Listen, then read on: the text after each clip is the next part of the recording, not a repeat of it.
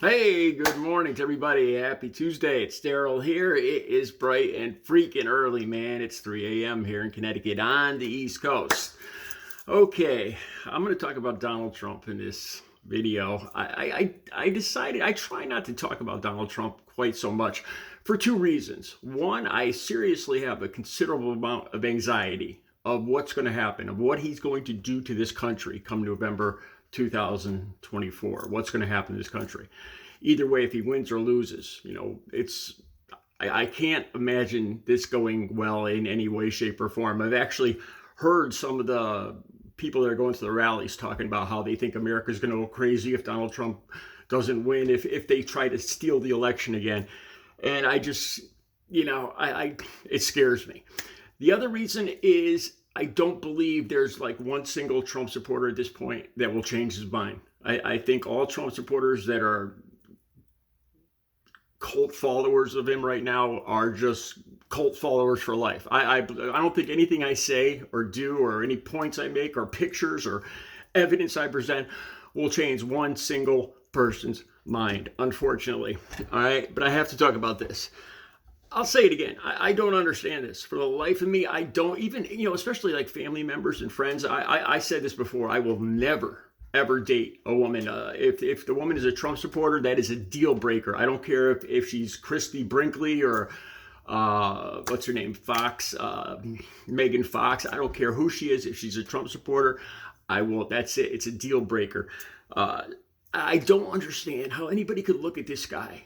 This guy who talks about grabbing women, who says he's for the common working American, and he has gold toilets.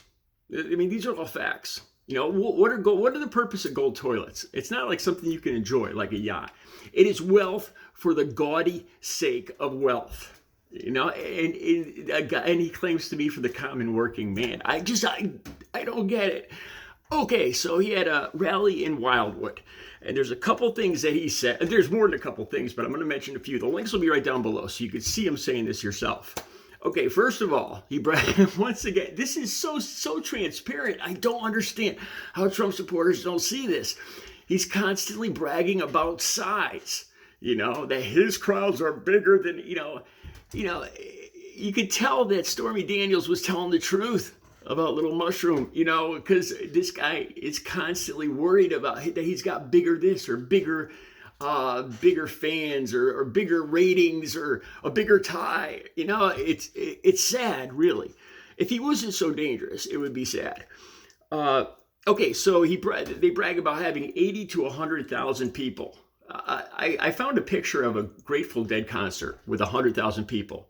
What 100,000 people actually looks like. Okay, this rally in New Jersey at Wildwood had less than 10,000 people. Again, they took a picture from the air, and it was nowhere near 100,000. It was nowhere near even 20,000 people. I think the place was only approved for 20,000 people in the first place. So there's no way there was 100,000 people. But again, he lies, and they just love it, and they eat it up. It's a cult. But it gets worse.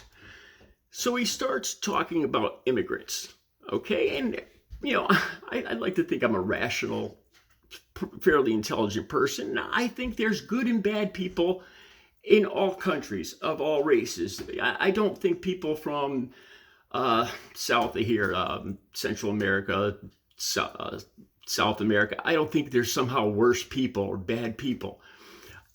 So he talks about immigrants coming here, and he compares them to Hannibal Lecter from Silence of the Lambs. He actually says this. He says, Hannibal Lecter, you remember him? I think he calls him a great guy.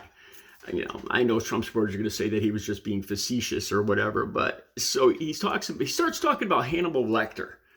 So he's comparing immigrants, mostly hard-working people that are just coming here for a better life for themselves and their families, just like people have done for hundreds of years come here. Oh, by the way, I'm part Native American too, so it just amazes me sometimes.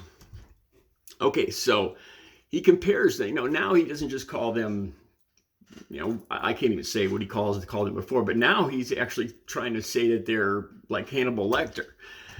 And I thought about this. The first thing that came to my mind is, remember, the Francis Scott Key Bridge in, was it Maryland, right? That just collapsed. The 6 workers, they were all immigrants. Every single one of them were immigrants that came here. Hard-working people. And the audacity of Trump to say stuff like this, to compare these good people to Hannibal Lecter. It's just, I don't understand how people could enjoy it. I don't get it. But wait, it gets worse. So he's in New Jersey, Wildwood. I've actually vacationed in Wildwood quite a few times back when I was younger, and it was wild. I'll say that. I'll do another video talking about that. That was one of the most craziest times I ever had when I was in my 20s. But that's not what this is about. So, this is where Bruce Springsteen comes from, New Jersey. And he actually, I'll have the video down below. I'll have the clip. And he actually says that he's bragging about the size of his crowd. And he says that, he's got a bigger crowd than the boss, than Bruce Springsteen. And these are New Jerseyites, New Jersey citizens he's telling this to. And he actually calls Bruce Springsteen a wacko. He says these liberal musicians actually vote for me. They say they vote for Biden, but they're Trump voters, really. So what he's saying that Bruce Springsteen's a liar, and that he's a wacko, and he actually votes for Donald Trump in reality. That's what he's saying here to people from New Jersey. And I listened to the people, even these people, these cult followers at this rally. They did not clap anywhere near as loud, or there was like. They were like this. He's dissing their poster boy, their hero, their state hero, man. I can't believe that. So I started thinking about this. My favorite band is Aerosmith. Always has been. I've seen them like at least 10 times. If there's one person, they ever get asked this question, if there's one person, living or dead, you'd want to talk to or go to supper with or something like that, my answer is always Steven Tyler. Steven Tyler is like, he's just larger than life to me, especially too because of him going through recovery and all that, but his music and everything. And he's from this area. The band is from the lower Massachusetts, Boston, this area. And I thought about that. It's like, well, I already hate Trump anyway, but if he came up here and dissed Steven Tyler, how would I feel? And it doesn't really make too much of a difference because I already hate him anyway. But then I looked it up, and Steven Tyler, too, he's not a fan, just like Bruce Springsteen is not a fan. So most rational, intelligent Americans like Bruce Springsteen and Steven Tyler and me and a lot of you don't see through this woman grabbing, gold toilet seat owning, multi-billionaire size crazy weirdo. So Aerosmith has gave him several cease and desist orders to stop using "Living on the Edge," and I think "Dream On" too, because Trump had the audacity to use these songs at his rallies. And that's another thing that came to mind. He was bragging somewhere else. I think it was about Taylor Swift. He was bragging about how he helps musicians and how he helped her, or some kind of crap like that. And here he is stealing royalties, stealing music from Aerosmith and a lot of other bands too. I'm not even sure if the real YMCA, the real Village People, I think they might have had a thing against him. Anyway, the links will be down below.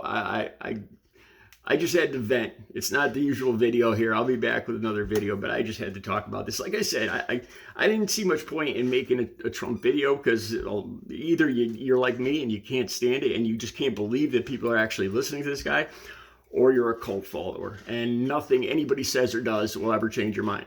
Like he said, he could stand in the middle of Fifth Avenue and off somebody and it wouldn't change a thing. They'd still love him. They'd love him more. That's the insanity of Donald Trump, and I'm scared. I am truly, the anxiety is getting worse the closer November comes. Let me know what you think. What's going to happen in November? Win or lose? What's going to happen to this country? I think if he does actually win, legitimately, the revenge that this man is going to try to take on people like me, people like you, people like Bo of the Fifth Column, People like Bruce Springsteen, people like Joe Biden, you know, the revenge. I don't even know what's going to happen in this country. Well, let me know what you think. The links are down below. Have a good Tuesday.